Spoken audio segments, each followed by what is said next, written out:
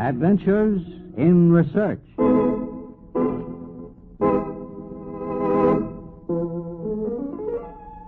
A great philosopher died in the year 1292. No one marked the day of his passing. He had lived to a disillusioned old age, seeing none of his dreams come true. And so he passed into oblivion. But later he stood in the minds of man as little less than a god. What manner of man was he who said, "A little groping toward the light, and then the night"? What manner of man was Roger Bacon?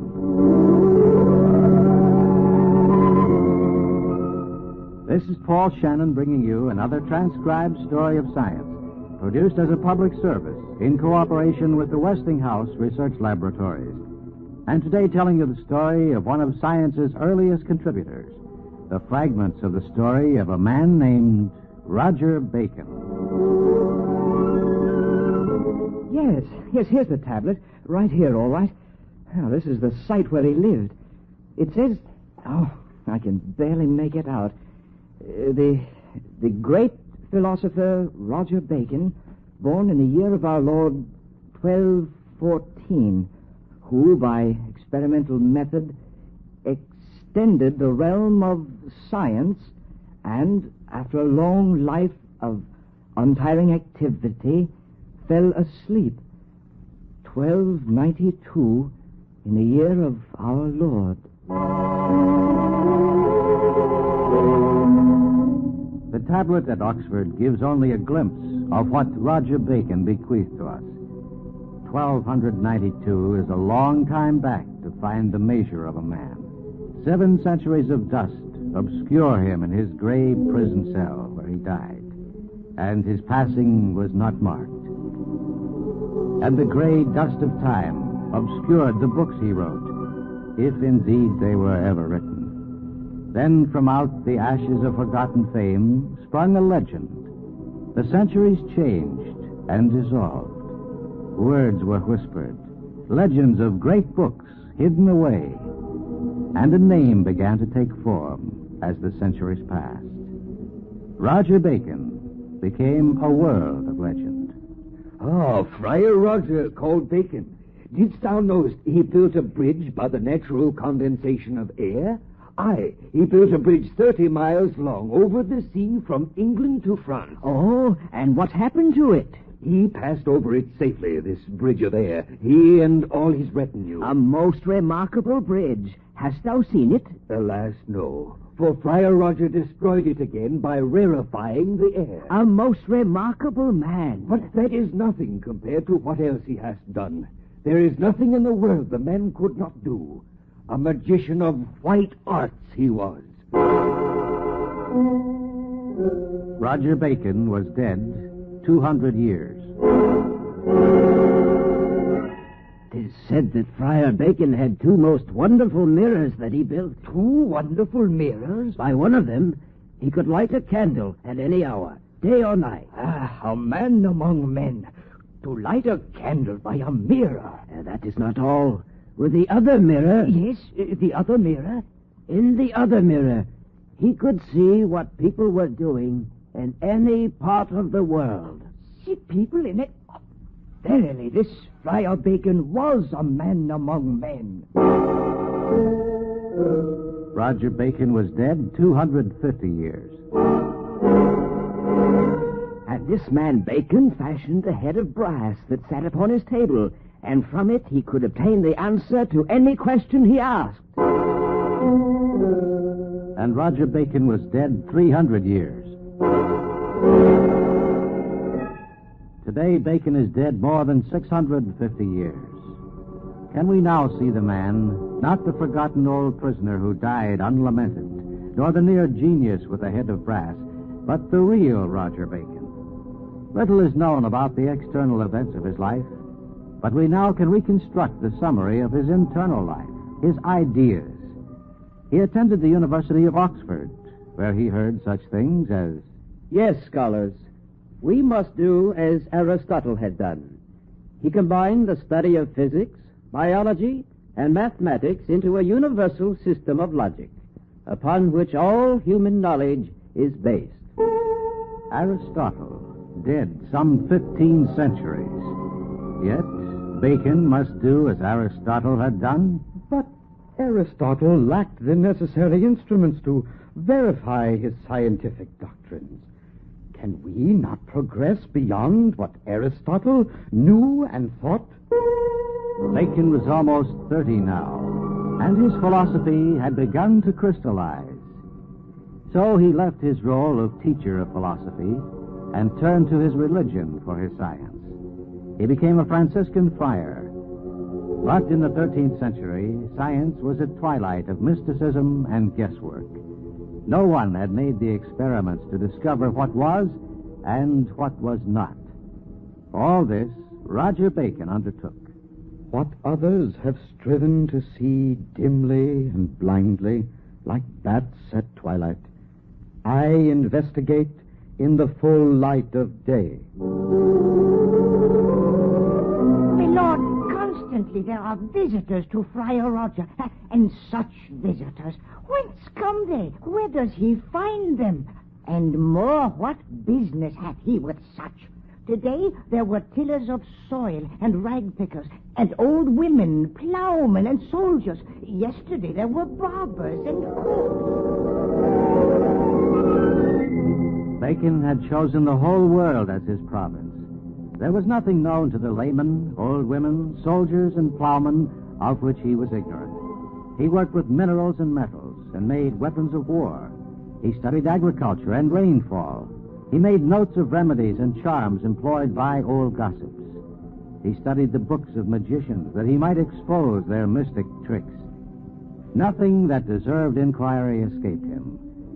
And the world and his friends might ask, But, Friar Roger, of what good is it to cram your head with the gossip of the kitchen, to study the earth in the field neath the plow, turn your mind to better things? To what better things? The world is my subject, good Edmund, and I have learned much. Suppose I should tell you that the calendar is wrong. Calendar? Wrong? Nonsense. Suppose I tell you that one might construct with glass an aid to the eyes. Oh, what fancy is this, pray? The laws of optics. It would be practical, I believe, to construct some sort of glasses to be placed before the eyes, and the aged and those with weak eyes would find it helpful. and those stones on the table, are they to see with also? Stones? Oh, magnets. I have been studying the characteristics of the magnetic field. Pray tell me, Friar Roger, is there nothing you have not learned? It is a wide world, Edmund, and there are many laws. I believe I have come upon certain of them, but I am not sure.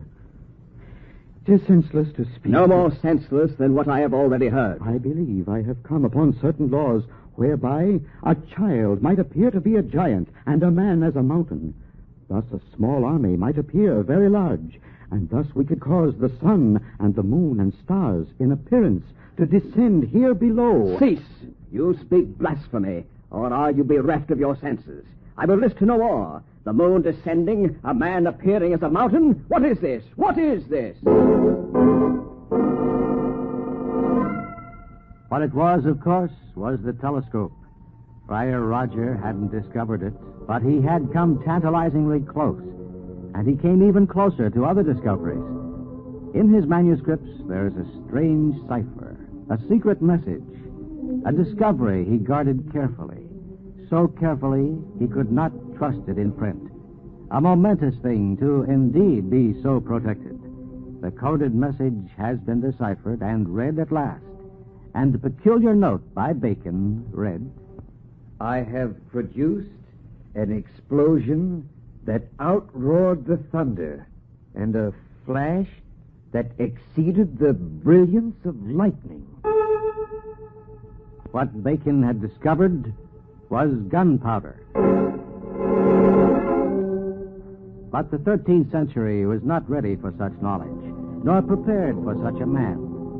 So Roger Bacon was put into prison, a dark little cell that was to be his home for 14 years. But with his parchment and quill, Bacon continued his study. His spirit would not be quenched. And after his daily diet of bread and water, he would write. As for wealth, the true man of science neither receives it nor seeks it. If he frequented kings and princes, he would easily find those who would bestow on him honors and wealth. But that would hinder him from pursuing the great experiments in which he delights. In his pursuit of knowledge, the philosopher can remove even the walls of his cell and stretch them to the outermost limits of the world. Yet perhaps all was not lost. Perhaps some men of the 13th century would listen. The Pope wrote to Bacon.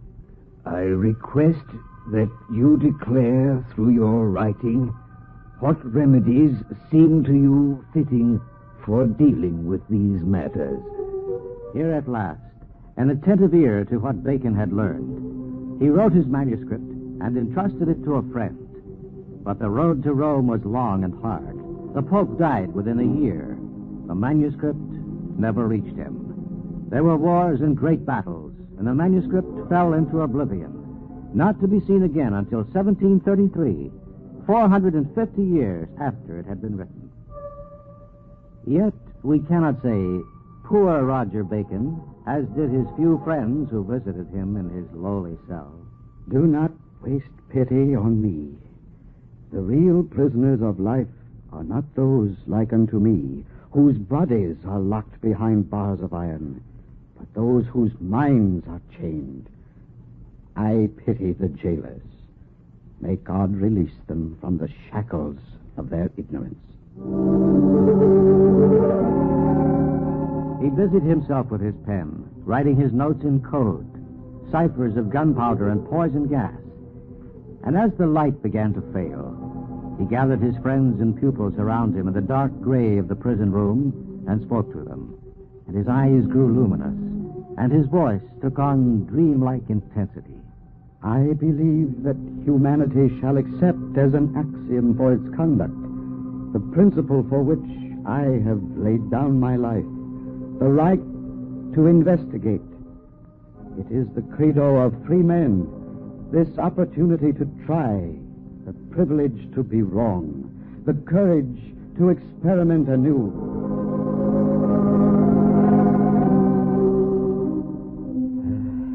It is the end of the quest. I am not yet 80. A whole lifetime spent trying to catch a fleeting glimpse of the truth.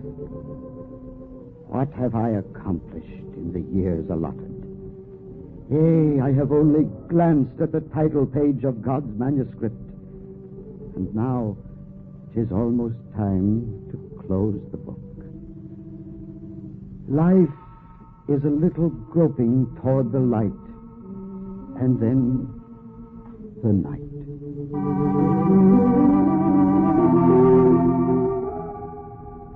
Such was Roger Bacon, the first modern man of science. He did not cause a great stir in his own world. His ideas were not accepted. He lived to a disillusioned old age. He failed to see any of his dreams come true. And when he died, no one noted the day of his passing. Yet he left a heritage for you, for me, for all mankind that followed him. His was indeed a monumental adventure in research. And that's today's Adventures in Research, produced in cooperation with the Westinghouse Research Laboratories. These programs are broadcast to Armed Forces personnel overseas through the facilities of the Armed Forces Radio Service. Join us again next week for another transcribed story of science on Adventures in Research.